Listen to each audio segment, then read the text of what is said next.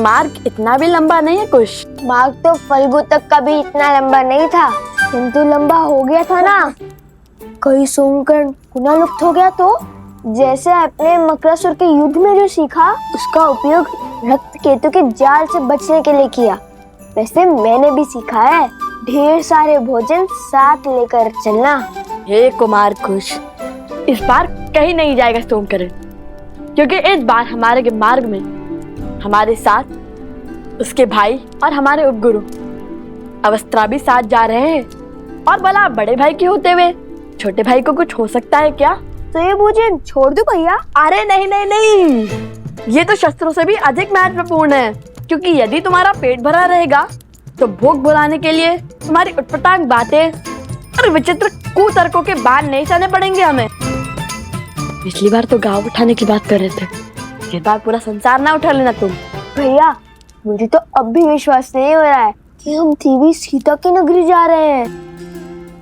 वो उपवन, वहाँ के शिव मंदिर, वो दरबार जहाँ पे श्री राम ने धनुष बाण किया, सब साक्षात देखने को मिलेंगे, है ना भैया? अद्भुत। अवश्य।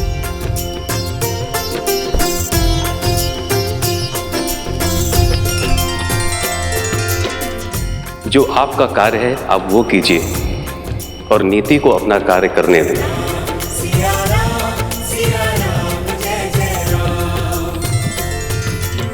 प्रणाम ब्राह्मण देव, कहिए क्या समस्या है? प्रभु ये लोग। महाराज की जय हो। मैं मत्स्य राज्य से आया हूँ आपके लिए मत्स्य राज की राजकुमारी का विवाह का प्रस्ताव लेकर।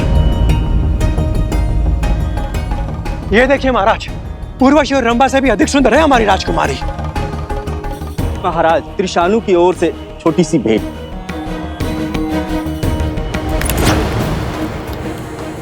हमारे महाराज तो धन के साथ आपको अपने राज्य का चौथा भाग भी देने के लिए सज्ज है श्री राम।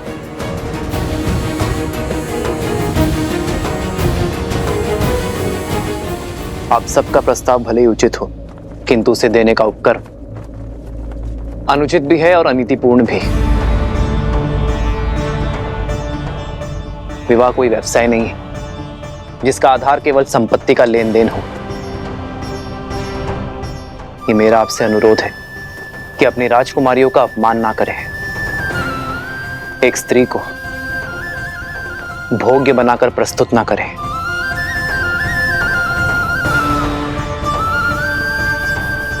अपना वर चुनने का अधिकार केवल स्त्री का होता है। अपनी राजकुमारियों का स्वयंवर आयोजित कीजिए। यदि मेरे विवाह की इच्छा होगी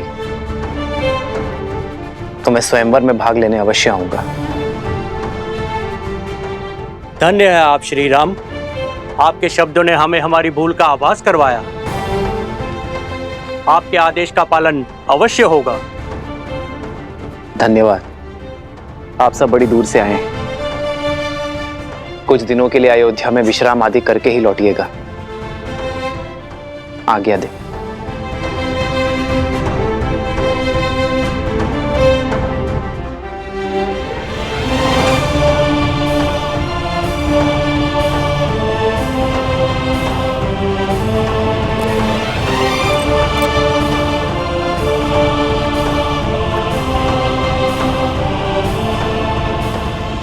इतना ही नहीं, मिथिला के गौरी मंदिर का उपवन स्वर्ग से भी सुंदर है।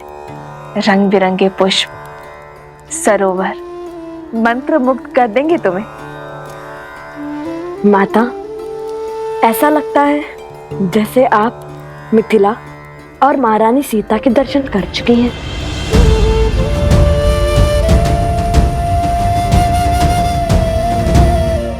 हाँ हाँ, बालपन में गई थी मिथिला, कुमारी सीता को भी देखा था। जानते हो, ज्ञान की नगरी कहलाती है मिथिला। जब हम तुनील लौटाने महाराज जनक से मिलेंगे तब हम उन्हें बताएंगे कि हमारी माता महारानी सीता की सखी थे। महारानी सीता की नगरी देखने के लिए रहा नहीं जा रहा मुझसे तो। एक बात स्मरण रहे, तुम दोनों वहां स्पर्धा में भाग लेने के लिए जा रहे हो, तो बाकी प्रतियोगियों से भिन्न नहीं रहना। क्योंकि यदि उन्हें ज्ञात हुआ कि तुम दोनों मिथिला नरेश को जानते हो तो बातें बनेंगी। तुम दोनों जीत तो जाओगे, किंतु अन्य स्पर्धक मिथिला नरेश पर पक्षपात का लांछन लगाएंगी। तो उचित यही होगा इस स्पर्धा के अंत होने तक तुम दोनों उनकी दृष्टि से ओझल रहना। जी माता। किंतु अंत में तो हमें तो उनसे मिलना ही होगा ना। हम उन्हें कहेंगे कि प्रभु श्री राम और महारानी सीता के नाम पे पत्र लिख दे, जिससे अयोध्या पहुंचाने का कार्य हम करेंगे। और इसी बहाने प्रभु श्री राम और महारानी सीता दोनों के दर्शन पालेंगे। अवश्य, किंतु महारानी सीता को माता सीता कहोगे तो उन्हें अधिक सुख मिलेगा। माता सीता? माता सीता?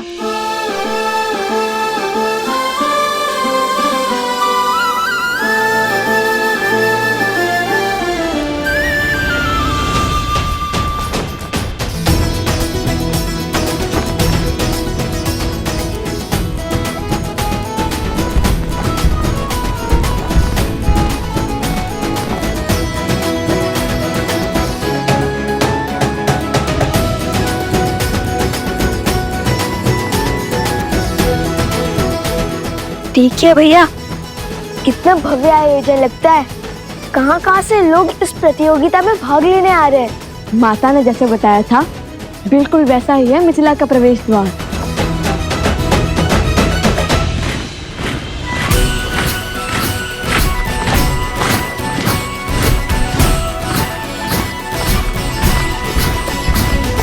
अयोध्या का ध्वज? ये क्या अयोध्या की सेना आ रही है? सेना नहीं, ये महाराज के रक्षक हैं। ये तो अयोध्या की सेना की केवल एक टुकड़ी है। अर्थात? वो देखो, महाराज का रथ, उनका छत्र।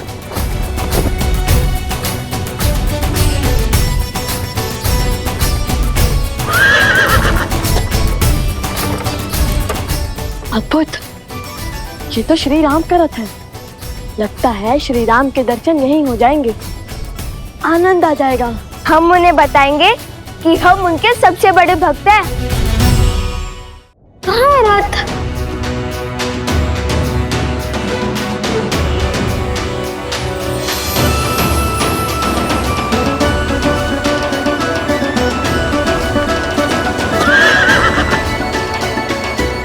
जय श्री राम।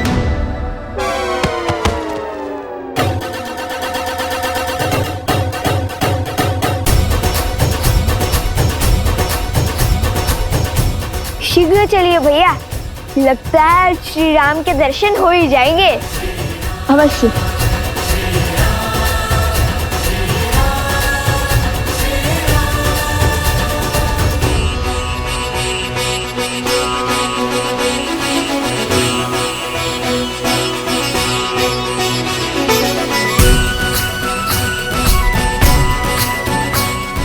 राजगुरु सतानंद जी, ये मैं क्या सुन रहा हूं?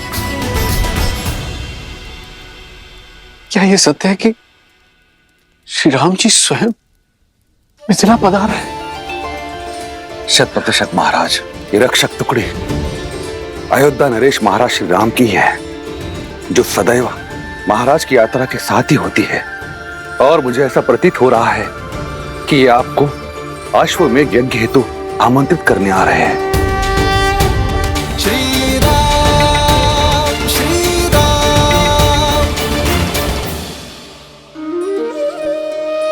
तब तो ये संकेत और समाचार दोनों अत्यंत शुभ हैं। कदाचित आज यहां वो होने जा रहा है जो कभी किसी ने नहीं सोचा होगा। भ्राता कुशाध्वज, अयोध्या नरेश के विशेष स्वागत का प्रबंध किया जाए और कोई ये ना भूले कि वो हमारे जमाता भी हैं। क्षमा महाराज, किंतु मिथिला की राजकुमारी आपकी पुत्री का त्याग करने वाले का कैसा स्वागत सत्कार?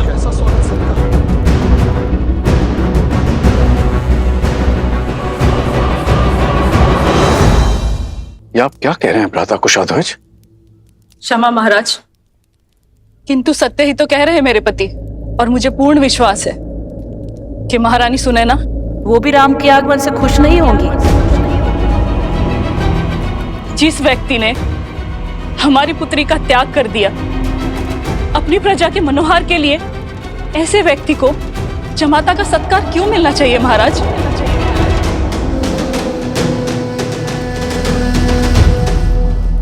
उचित कह रही हैं देवी चंद्रभागा। महाराज, अयोध्यापति को किसी विशेष स्वागत का अधिकार नहीं है।